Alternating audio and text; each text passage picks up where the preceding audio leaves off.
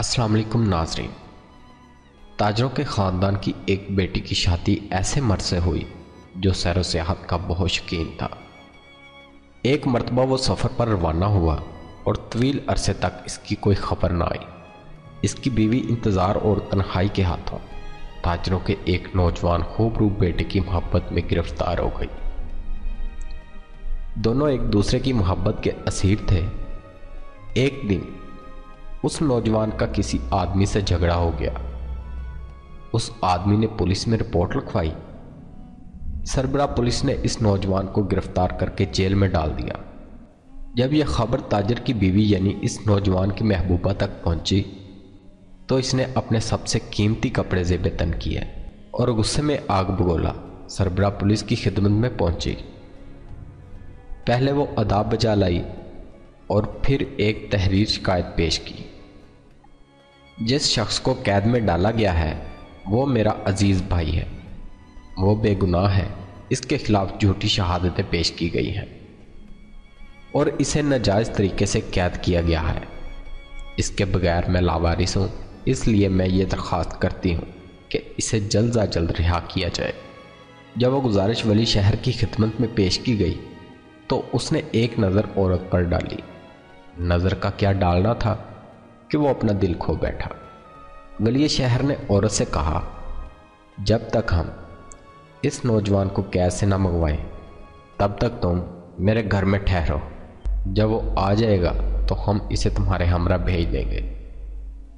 اس عورت نے کہا، میرے خدا کے علاوہ کوئی نگہبان نہیں ہے، میں ایک اجنبی عورت ہوں اور کسی نامحرم کے گھر داخل نہیں ہوتی۔ ولی شہر بولا، جب تک میرے گھر نہیں جاؤ گی میں اس مرد کو رہا نہیں کر سکتا، ہماری تنہائی میں ملنا بہت ضروری ہے۔ وہ عورت جو ولی کا درپردہ پیغام سمجھ رہی تھی بولی، اگر ایسی ہی بات ہے تو آپ میرے گھر کیوں نہیں تشریف لاتے؟ وہاں آپ آرام بھی کر لیں گے اور ہم گفتگو کے لیے بھی وقت نکال لیں گے۔ ولی شہر فوراً بولا، تمہارا گھر کہاں ہے؟ اس عورت نے اپنے گھر کا پتہ دیا، وقت کا تعین کیا اور بڑی بے نیازی سے آگے بڑھ گئی۔ اس کے بعد وہ قاضی شہر کے پاس پہنچی اور کہنے لگی، اے قاضی ہمارے نگہبان۔ قاضی نے پوچھا، کیا بات ہے؟ عورت نے کہا، اگر آپ میرے بارے میں انصاف کریں گے تو خدا آپ کو اجر عظیم بخشے گا۔ قاضی بولا، تمہارے ساتھ کسی نے ناانصافی کی ہے؟ عورت نے کہا، میرا ایک بھائی ہے جو معصوم ہے، اسے ولی شہر نے سربراہ پولیس کے کہنے پر جیل میں ڈال دیا ہے، اس کے خلاف جھوٹی شہادتیں پیش کی گئی ہیں، میری آپ سے درخواست ہے اسے رہا کرنے میں میری مدد کریں۔ جب قاضی نے اس عورت کے حسن کو دیکھا تو بس دیکھتا ہی رہ گیا، اس کو اپنے جذبات پر قابو نہ رہا، بولا، تم میرے گھر میں میری ملازماؤں کے پاس انتظار کرو، میں ولی شہر کو پیغام بھیج کر تمہارے بھائی کو منگواتا ہوں، تمہاری باتوں نے میرا دل مول لیا ہے۔ وہ عورت اس مرد کے دل کا بھید بھی جان گئی، بولی، اگر آپ نے کچھ وقت گزارنا ہے تو میرے گھر آئیے جہاں ملازمیں مخل نہیں ہوگی اور ہم اکیلے میں بات کر سکیں گے۔ قاضی فوراً بولا، تمہارا گھر کہاں ہے؟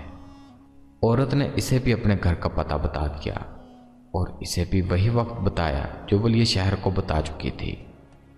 اس کے بعد وہ وزیر کی خدمت میں پیش ہوئی اور اسے بھی اپنی داستان سنائی۔ وزیر نے بھی اس کے حسن کو دیکھ کر ملاقات کا بہانہ تلاش کیا۔ عورت نے اسے بھی اپنے گھر آنے کی دعوت دی اور اسی وقت بلایا جس وقت اس نے باقی لوگوں کو دعوت دی تھی۔ اس کے بعد وہ بادشاہ کی خدمت میں حاضر ہوئی، اپنی رام کہانی سنائی اور نظریں نیچے کر کے گزارش کی۔ بادشاہ وقت نے اس کی باتیں سنی تو اس کا دل محبت کی تیروں سے چھنی ہو گیا۔ بادشاہ نے پوچھا، تمہارے بھائی کو کس نے قید کیا ہے؟ اس نے جواب دیا، سربراہ پولیس نے۔ بادشاہ نے مشورہ دیا کہ وہ اس کے ساتھ محل میں چلے، تم کچھ دیر یہاں آرام کرو تاکہ میں قاضی کو پیغام بھجوا کر آپ کے بھائی کو رہا کروا سکوں عورت بولی آپ کی یہ زیرہ نوازی ہے کہ مجھے محل میں آنے کی دعوت دی، لیکن یہ مجھ پر ایک اور بھی احسان ہوگا اگر آپ ناچیز کے غریب خانے میں تشریف لائیں۔ مجھے امید ہے کہ آپ میری اس درخواست کو رد نہیں کریں گے۔ بادشاہ نے اس کی دعوت قبول کر لی۔ عورت نے بادشاہ کو اپنے گھر کا پتہ بتایا اور اسے بھی اسی وقت بلایا جس وقت اس نے باقی 3 مردوں کو دعوت دی تھی۔ جب وہ عورت بادشاہ سے باتیں کر کے فارغ ہوئی تو ایک ترکھان کے پاس گئی اور اس سے ایک ایسی الماری بنانے کی درخواست کی کہ جس کے 4 حصے ہوں، ہر خانہ دوسرے کے اوپر ہو اور علیحدہ سے کھل سکے۔ پھر اس نے ایسی الماری بنانے کی اجرت پوچھی۔ ترکھان بولا ویسے تو اس کی اجرت 4 دینار ہے، لیکن میں تم سے اتنا متاثر ہوا ہوں، اگر تم مجھ پر مہربان ہو جاؤ تو میں یہ الماری بطور ہدیہ پیش کر دوں گا۔ عورت نے حامی بھر لی اور پھر بولی لیکن 4 کی بجائے 5 خانے بنانا، اور اسے خاص اس دن لانے کو کہا جس دن سب مہمانوں نے آنا تھا۔ ترکھان نے اسے رکنے کو کہا اور تھوڑی ہی دیر میں الماری تیار کر دی۔ عورت اسے لے کر گھر چلی گئی اور ترکھان کو بھی اس دن کی دعوت دی۔ گھر پہنچ کر عورت نے چند کپڑے نکالے اور انہیں مختلف رنگوں میں رنگوا کر سنبھال کر رکھ دیا۔ اس کے بعد اس نے دعوت کے لیے شراب، پھولوں، پھلوں اور عطروں کا انتظام کرنا شروع کر دیا۔ جس دن سب مہمانوں نے آنا تھا اس عورت نے اپنے کپڑے زیب تن کیے، عطر لگایا، گھر میں عمدہ قلین بچھائے اور سب مہمانوں کی آمد کا انتظار کرنے لگی۔ اتفاق سے سب سے پہلے قاضی نمودار ہوا۔ عورت نے اسے بڑے احترام سے خوش آمدید کہا، قدم بوسی کے لیے رکی اور اسے ہاتھ سے پکڑ کر صوفے پر بٹھا دیا۔ پھر وہ اس کے پہلو میں لیٹ کر اٹکھیلیاں کرنے لگی۔ پھر وہ بولی آپ اپنے کپڑے اور پگڑی اتار کر سکون سے بیٹھیں، میں آپ کے لیے کچھ کھانے پینے کا سامان لاتی ہوں، اور اسے رنگین کپڑے دے دیے۔ قاضی نے ابھی عورت کے دیے ہوئے رنگین کپڑے پہنے ہی تھے کہ کسی نے دروازے پر دستک دے دی۔ قاضی نے پوچھا دروازے پر کون ہے؟ عورت بولی میرا شوہر ہے۔ قاضی کے ہاتھ پاؤں پھول گئے۔ قاضی بولا میں کہاں جاؤں اور کیا کروں؟ عورت نے کہا فکر نہ کریں، میں تمہیں اس الماری میں چھپا دوں گی۔ قاضی بکھلایا ہوا تھا۔ قاضی نے کہا جو مناسب سمجھو۔ عورت نے قاضی کا ہاتھ پکڑا اور اسے الماری کے سب سے نچلے خانے میں دھکیلا اور قید کر دیا۔ پھر وہ دروازے تک گئی تو دیکھا ولی شہر تھے۔ وہ قدم بوسی کے لیے جھکی اور اسے بڑے پریم سے اندر لے آئی۔ پھر وہ اس کے قریب بیٹھ کر بولی حضور والا، اسے اپنا ہی گھر سمجھیے اور بڑے سکون سے سارا دن یہاں گزاریے۔ میں آپ کی خدمت کے لیے حاضر ہوں۔ میں آپ کو یہ رنگین کپڑے دیتی ہوں تاکہ آپ آرام محسوس کر سکیں۔ کپڑے تبدیل کرنے کے بعد وہ راز و نیاز میں مصروف ہو گئے۔ جب ولی نے قربتوں کی لو بڑھانا چاہی تو عورت بولی اگر آپ میرے بھائی کی رہائی کا احکام مجھے لکھ دیں تو میرے دل کو سکون ہوگا اور میں آپ کی صحبت سے زیادہ محفوظ ہو سکوں۔ ولی نے قلم اٹھائی اور جیل کے افسران کے نام پیغام لکھا، یوں ہی یہ پیغام آپ تک پہنچے اس شخص کو رہا کر دیا جائے جس کو یہ لینے آئی ہے۔ عورت نے وہ خط سنبھال کر رکھ لیا۔ اس کے آغوش میں دوبارہ سمٹ آئی۔ ولی ابھی اپنی تشن گوئیوں کے بارے میں سوچ ہی رہا تھا کہ کسی نے دروازے پر دستک دے دی۔ اس نے پوچھا یہ کون ہے؟ عورت بولی میرا شوہر۔